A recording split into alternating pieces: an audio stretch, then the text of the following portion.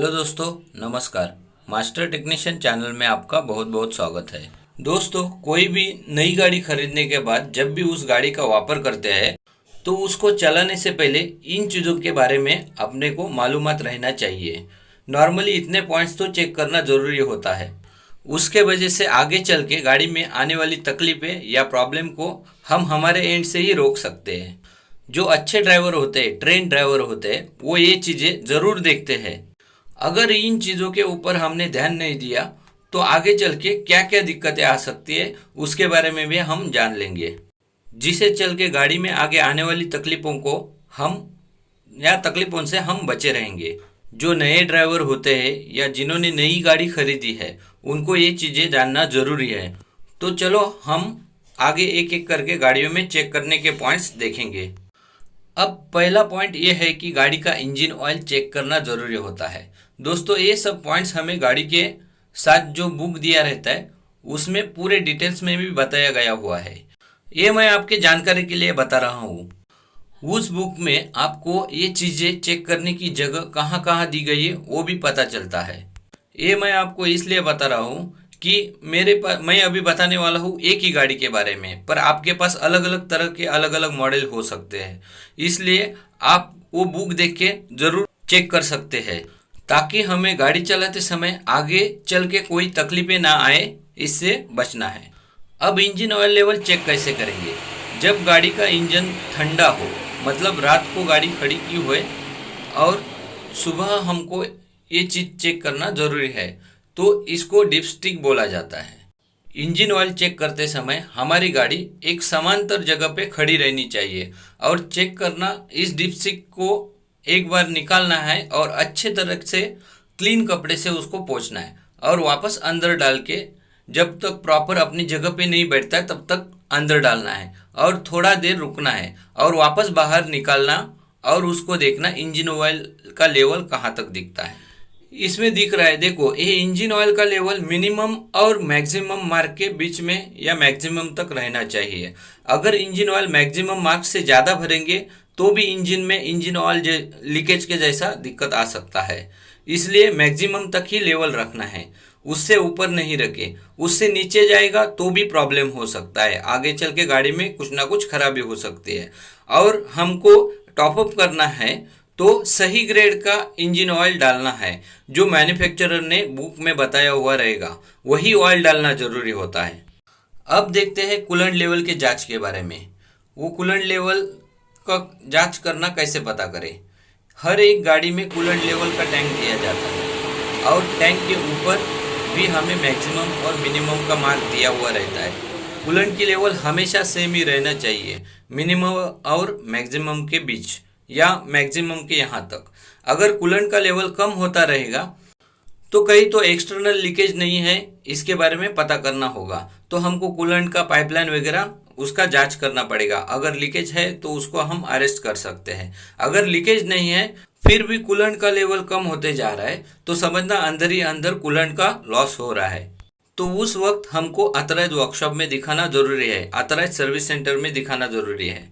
अगर लेवल कम होता रहेगा तो भी हमारा इंजन गर्म होने का चांसेस बढ़ सकते हैं। अब आते हैं ब्रेक ऑयल लेवल या ब्रेक फ्लूइड लेवल। छोटी गाड़ियों में हाइड्रोलिक ब्रेक होता है। ब्रेक सिस्टम प्रणाली में ब्रेक ऑयल के ऊपर काम ब्रेकिंग सिस्टम का काम किया जाता है और बड़ी गाड़ियों में जैसे कि ट्रक वगैरह में ब्रेक ऑयल क्लच सिस्टम में यूज़ किया जाता है। तो हमें नियमित रूप से ब्रेक ऑयल की भी जांच करना जरूरी रहती है। ब्रेक ऑयल भी हमेशा मिनिमम मार्क्स के ऊपर रहना चाहिए, मैक्सिमम मार्क तक। ब्रेक ऑयल के लेवल में कभी भी बदलाव नहीं होना चाहिए। अगर ब्रेक ऑयल लेवल कम होते जा रहा है तो समझना है कि ब्रेकिंग सिस्टम में या क्लच सिस्टम में आगे चल के कोई ना कोई खराबी आ सकती है। अगर ब्रेक ऑयल लेवल कम हो रहा है तो हमें ऑथराइज्ड सर्विस सेंटर में दिखा के हाइड्रोलिक ब्रेक सिस्टम या क्लच सिस्टम को रिपेयर करके लेना जरूरी है। अब बड़े गाड़ियों में ब्रेक सिस्टम एयर या हवा के ऊपर चलता है तो हमें डेली हवा का दबाव, एयर प्रेशर चेक करना जरूरी होता है।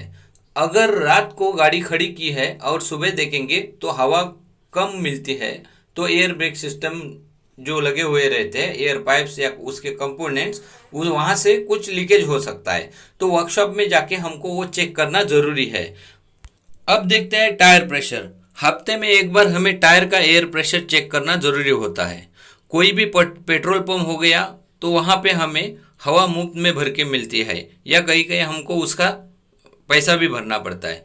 हर एक टायर में या हर एक टायर के ऊपर हवा कितनी भरनी है वो लिखा हुआ रहता है। गाड़ी को हम अगर अंडर लोड चला रहे हैं तो टायर के ऊपर लिखा होता है ना, उतना ही हमको हवा का दबाव में टायर में डालना रहता है। उससे हमें ये फायदा होता है कि टायर की लाइफ भी हमें ज़्यादा मिलती है और माइलेज भी अच्छा मिलता है, और गाड़ी चलाते वक्त स्टीयरिंग भी कंट्रोल में रहता है। हफ्ते में एक बार चेक करना ज़रूरी है। तो उसके वजह से हमको एक टायर वेयर तो भी नहीं हो रहा है, ये भी चेक करना है। अगर हम हवा सही से रखेंगे तो टायर वेयर से भी हम बच जाएंगे, मतलब टायर का घिसाव कम हो जाएगा। साथ ही साथ हमें व्हील अलाइनमेंट भी रेगुलर करना जरूरी होता है। छोटी गाड़ी या कार होती है तो 5,000 किलोमीटर के अंदर किया जाता है, या हम अगर कमर्शियल में आएंगे टाटा यस, उसका 10,000 किलोमीटर में किया जाता है।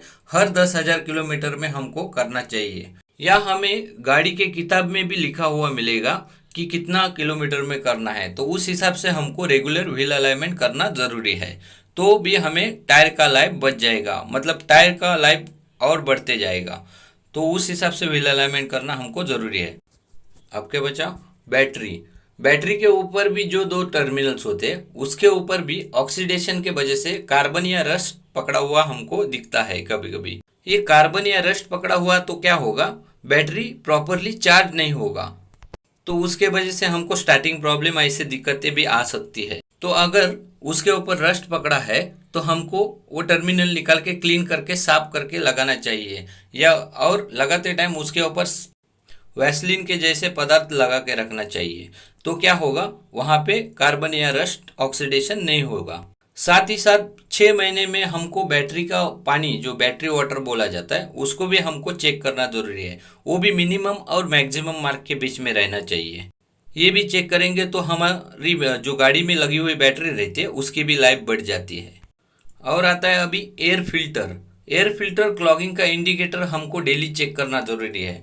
हमें कभी कभी क्लस्टर के ऊपर भी दिखता है, या एयर फिल्टर के ऊपर एक इंडिकेटर ऐसा लगा हुआ रहता है, तो उसको भी चेक करना जरूरी है। अगर एयर फिल्टर चोक होगा तो पुअर पिकअप और लो माइलेज की समस्या आ सकती है गाड़ी में। अभी नहीं रहेगी तो आगे चल के भी तो आ सकती है, इसलिए हमको वो चेक करना जरूरी है। तो आगे चल के इस समस्या से बचने के लिए हमको ये करना जरूरी है। अब आते हैं पावर स्टीयरिंग जांच के ऊपर। पावर स्टीयरिंग को क्या क्या चेक करना है। पावर स्टीयरिंग का ये रिजर्वायर होता है। ये रिजर्वायर में TQ ऑयल या डेक्सॉन 2D ऑयल आता है, या कौन सा ऑयल वापरना है वो बुक में दिया गया है, उस हिसाब से हमको वो ऑयल वापरना है। और इसका भी लेवल की जांच करनी ज़रूरी है। वो भी मिनिमम और मैक्सिमम के बीच रहना चाहिए, ज़्यादा से ज़्यादा मैक्सिमम तक और कम से कम मिनिमम तक। अगर ऑयल लेवल कम हो तो ऑयल के पाइपलाइन की जांच करना जरूरी है, लीकेज तो नहीं है। अगर लीकेज है तो उसको अरेस्ट करना है या ऑथराइज सर्विस सेंटर में दिखाना है। अब आते हैं विंडशील्ड वॉशर के ऊपर। विंडशील्ड वॉशर के इसे लोग है ना वाइपर वॉशर या वाइपर वॉशर टैंक भी बोलते हैं। इसमें भी हमेशा पानी भर के रखना है। ये टैंक कार या छोटी गाड़ियों में मिलेगा, कोई कोई बड़ी गाड़ियों में भी मिलेगा। इसका उपयोग हमें वाइपर चलाते समय ग्लास के ऊपर पानी मारने के लिए होता है। तो दोस्तों, मैंने इस वीडियो में 8 से 9 या पॉइंट बताए हैं जो आप अपनी तरफ से चेक कर सकते हो। इससे हमें आगे आने वाले प्रॉब्लम्स को बचा सकते हैं। तो दोस्तों, आपको ये वीडियो अच्छा लगे तो लाइक, सब्सक्राइब और शेयर जरूर करना। अब हम मिलते हैं नए वीडियो के साथ, तब तक बाय बाय।